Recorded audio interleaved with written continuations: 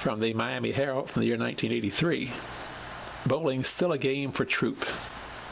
Guppy Troup is a throwback to the early days when the Professional Bowlers Association was mostly fun and games. In the early years, the struggling pro bowlers cared about each other, a good party, the fans, and the sport itself. Winning seemed almost secondary to surviving. Now, many young pros are just businessmen who carry bowling balls instead of briefcases. Their aim is to win and put money in the bank. Not Guppy Troup. A week after winning in Dallas, he threw a party in Miami to share my good fortune with pro buddies and bowling friends.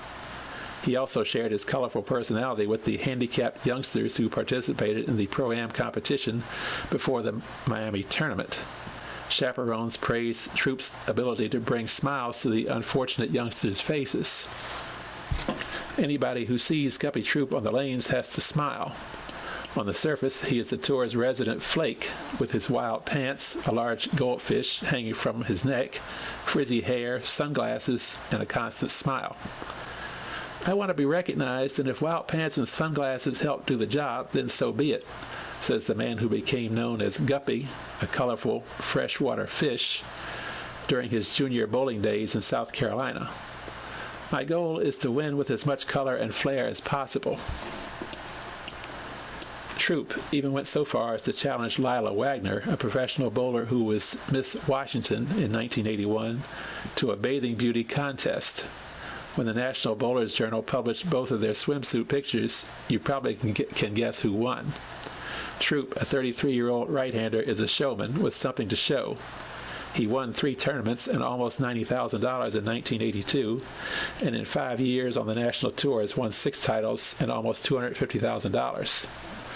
More amazingly, he has rolled 16 perfect games on tour, including 7 in 1 year, 1979.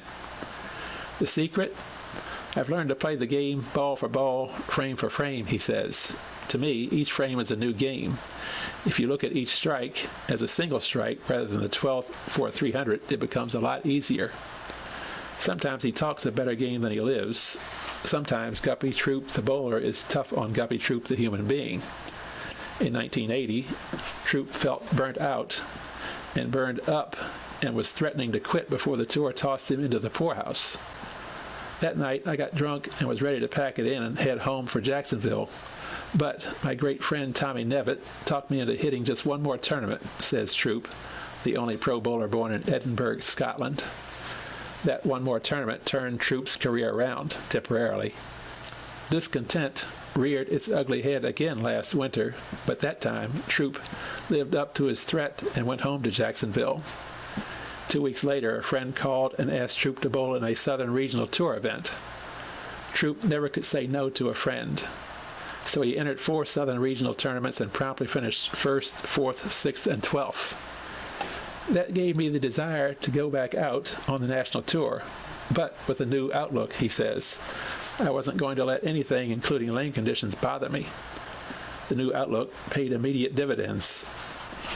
A 4th place finish, then a victory. Victories followed in 1982 and 83. That's when he decided to fly his new wife, Dee, in from Jacksonville and throw a party in Miami, a tradition that went out with the happy-go-lucky bowlers such as Harry Smith, Tom Hennessy, Jim Godman, and Billy Hardwick. Fortunately, Guppy Troup is from the old school, but with a few new wrinkles.